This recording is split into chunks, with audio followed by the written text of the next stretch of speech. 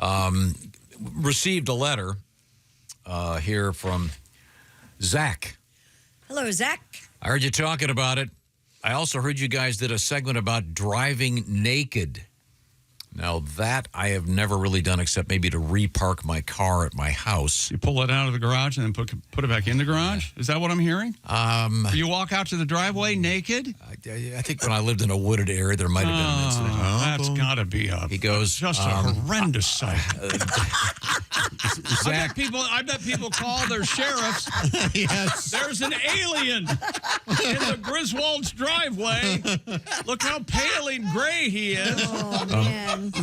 But a Reddit post is making news this morning about bedroom music. 25-year-old said his girlfriend hated the song he played during sex, but never told him for 2 years. Oh, you got to say something sooner, don't you? He'd been using Hudson Mohawk's Seabat, believing it had perfect rhythm for lovemaking. you want to hear it? Sure, yeah. I don't know what this is. This is an edit of Seabat. I like the Hudson Hawk reference. Yeah, here we go.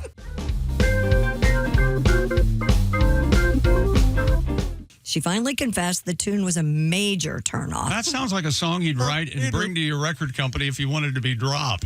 Here you go. I got to get out of this contract. Yeah. He called the realization both annoying and embarrassing. To make matters worse, even though he had stopped playing the music while having sex, the user wrote that he still thrust to the tune in his head, which his girlfriend recognized and asked him to stop. He concluded with a recap that reads, quote, "She hates my lovemaking tunes and didn't tell me for over 2 years, making sex now awkward." By the way, after that post went viral, he posted that the relationship has since ended. Oh, okay. Yeah. But She came to her senses. That is absolutely dreadful. I find the best music, well, it's not really, just sonically to me, the NPR Planet Money podcast. That's what really gets me going. wow. Yeah, You that guys is think a little dry, you see. A little economics for the old vag. Do you guys think music is leaving the bedroom? I don't think people are listening to it like they used to when they have the lovemaking. I don't think so. I don't like it. Yeah, I don't. Yeah. A recent poll reveals what specific music people do prefer to play, though, All right. during intimate activities. The top artist is from Zip Health. Before you give the list, there's a downside to this, and that is you're automatically putting a unit of time that can be measured with the song. You know, Well, you don't just have one song. You'd have a playlist. If you're, one shot Johnny. Yeah, hey, Buddy Holly. Peggy Sue, I'm finished. Yeah, what are they only have 90 seconds? I couldn't get through Inagata Davida on a good day. The top artists across sex playlists were The Weeknd, Kanye West, Deftones, Drake, and Lana Del Rey. Obviously, a younger demographic. Huh. The sexiest genres were pop, hip-hop rap, R&B soul, indie rock, and alternative. Yeah. Now, Deftones can be sexy. really? Yeah. Yeah. Okay. I don't know if I'm familiar with their work. Don't know. It's heavy but slow, and it's intense. Listenable. It can get intense. Some might say that, but many won't. Many don't. It's no Seabat. That's for sure. Yeah. Nearly 50% of the respondents to the survey say they listen to music during sex. People who listened were 70% more likely to have had a threesome. What? Yeah, that's what it says. Well, I get that. If you have two women, a lot of chatter. You want to drown it I'm out? putting music on. 65% said music significantly increased the duration of sex. Ladies, I don't need to hear about the Outlander while we're trying to get a three-way. Please. No. It's The Witcher. People who listen to hip-hop or rap during sex, according to the survey, last longest in bed. Huh. While EDM listeners last the shortest. Interesting. Would that Seabat be an EDM song? Close to, yeah, it has to be in there. More like an SHI song. Is that right? Yeah, or CRA. Okay. People who listen to hip-hop rap were most likely to have had sex in public, which I found a little interesting. Wow. Those who reported crying during sex tended to listen to reggae, folk, or blues. Yeah, of course, folk. Yeah. If I had a hammer. Somebody Puff starts the crying during magic sex. drink. You're an Iron and Wine fan, aren't you? Right? Take care of the great Mandela. You don't have paper or plastic. You have cloth totes, don't you? Yeah. Those who said they listened to country music during sex were the most likely to have participated. Now, this is amazing. I remember this. In anal, right? In an orgy. Oh. And most likely to say they rarely or never use protection. Hey, Tom, you're closer. Can you calm him down a little bit? Pop music fans were the most likely to have had anal. Okay. 50%, according to this survey. Wow. There's your Lana Del Rey, right? Yeah. Isn't that on the increase, right? Or am I Anal? missing hearing? Ugh. I know analingus is. There's reports on that. That's a young man's game. 4 out of 5 dentists Tom, recommend your thoughts, brushing Tom? your teeth. I've had a lot of comedians recently do jokes about that, and it's a bit disturbing. Really? A couple of guests said people go up, and it's like those jokes. Yeah. Nice. There's a lot of them. People who tended to listen to metal during sex were the most likely to have a fetish and most likely to have participated in a threesome. All right. All right. Those are your people? Yeah. I think this is a very small sample size, frankly. Yeah. Judging by the... Well, it has to be a younger. Are you a music guy, Tom? no. Were you back in the day, or Not really. Yeah. I mean, ideally, it's that kind of Jack Lemmon thing where you walk in, you hit a button, and That's what you want. and then, We're A hi-fi comes So on. for Tom, Girl from Ipanema is the. yeah. We're 25. What are we, halfway through the 25th year of this century, and you're still invoking Jack Lemmon? You know, he's got that cool apartment. Hits one button, the lights dim, and a little bit of Girl from Ipanema pops on. And the martini bar slides out. Okay, well, thank you very much. What else you got, Christy? Pat, you ever put on your own album? Let me think. No. Please try it. Oh, you haven't really? I only 50% believe you. Try it as a joke the next time. It would not work. Are you saying the Pat Godwin album Hotel Pool is a mood killer? I would have to say that's a mood killer. For the first 10 years of my life, I did serious music, and I didn't even do it then. I had a couple albums out then. Do you still That's have a bold. those? Yeah, I have those. Yeah. Uh-huh. Are they on vinyl? They're available out there in the world, yeah. Oh, really? I don't think a whole lot of the vinyl CDs. I know. We've only heard a couple of the tunes. Yeah, Lighthouse and what's Big one was Lighthouse. That was not on an album. I knew that sucked early on. Circle City, of course, and the other song from that was called Young and Stupid. That came from that album. Yeah. And it's a serious song? Yeah, it's a pretty serious song. It's got a little twist at the end. What happens at the end? Well, it's a twist. You also have to wait. Turns out he's not as young as he said he was. that's a twist. That is a twist. Yeah. Maybe David Malukas joining us on the big screen. There he Yes, is. Hey, how are you, David? I'm good. How are you guys? Good. You look great, and you got a real microphone, the whole deal. That's awesome. Yeah. Well, I'm at my house here, so this is my YouTube setup that I use for recording the YouTube videos. So yeah, I got the proper mic for it. Now, I know that you're, first of all, congratulations, and you are now officially the runner-up in the 109th running of the Indianapolis 500. So Yes, yeah. Thank you very much. That definitely has a good ring to it. So we missed out by one, but I mean, things can change a lot in a year. So I'm very, very happy and very grateful. Now, there was a situation in which you got swiped. Are they going to have to retake the podium shot? Well, I mean, the Indy 500 is actually the only place where they don't do a podium. It's just the winner. So nothing to retake. It's just more of, I guess, the few posts and things that they did about being P3. But they didn't post anything until the official results were in. So not much needs to change from our side. Well, that's cool. Now, you're a big gamer, I understand. So is this part of your gamer setup? So you've got a really awesome microphone and...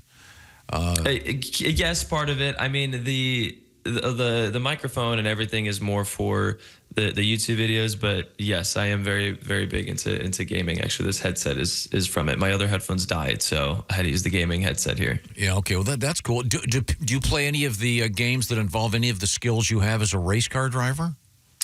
Well, there's this one game. It's called Snow Runner. I guess you kind of do it. It's more of like you're stuck in like rough terrain and need to try to get around it. So a little bit different. Maybe it helps me, coming into the box, work on my parking skills. But Nice. from a racing standpoint, maybe not. You work for Mr. AJ Foyt. What's that like? Oh, it's incredible. I mean, AJ's told me so many cool stories from his past.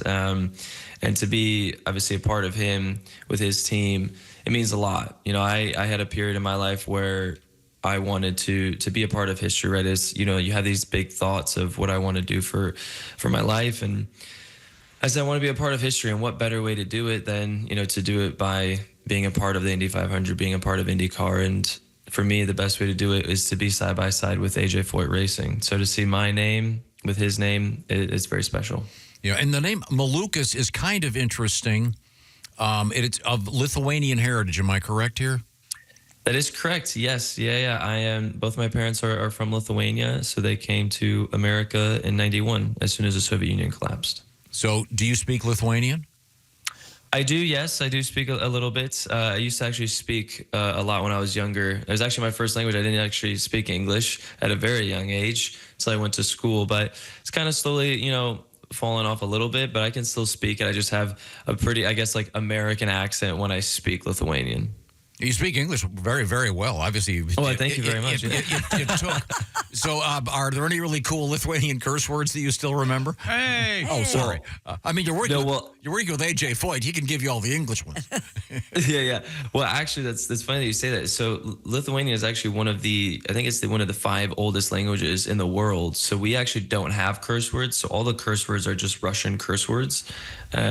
So there actually really isn't any. Because the language is so old, curse words didn't even exist. Ask Mr. Foyt. I bet he can come up with a couple for you.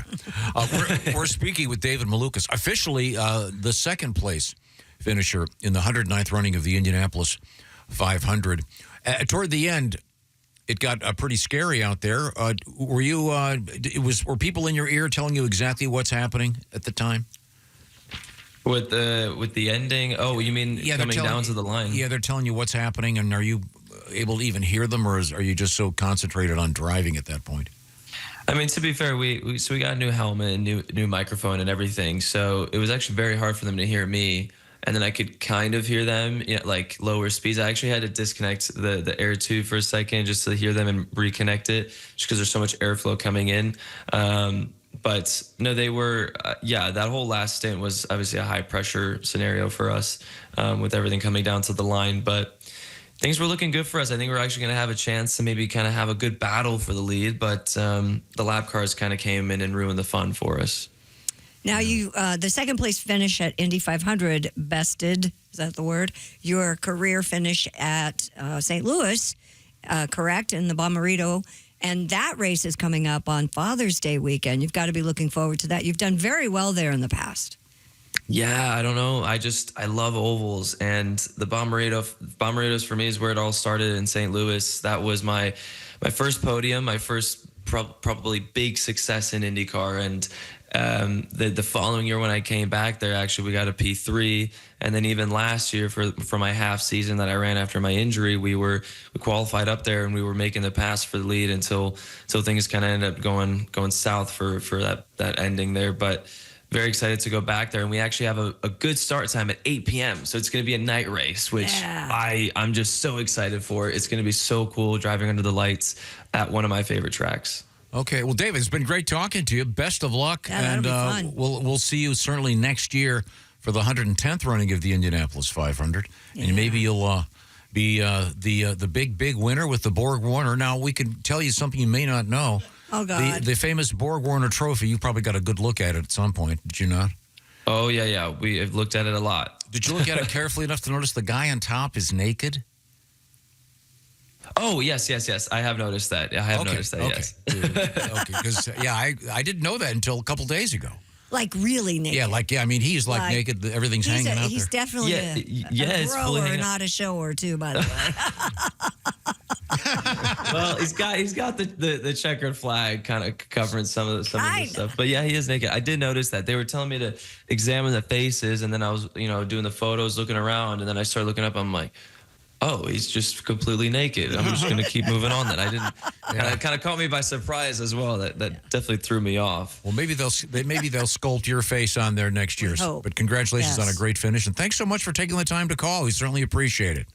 Well, thank you very much for having me. Thank See you, David. Now, Pat, it's no secret that Chick McGee is going off on a little vacation. I'm out of here. My daughter said, I want to go to Aruba, and I want you to go. And I go, I don't have any choice. I got to go. Got to go to Aruba. This It's is the so best. this is unlike me. I don't want to do it, but I'm going. It's the best. You can enjoy I know. yourself. I know. Why would you not want to go? I don't know.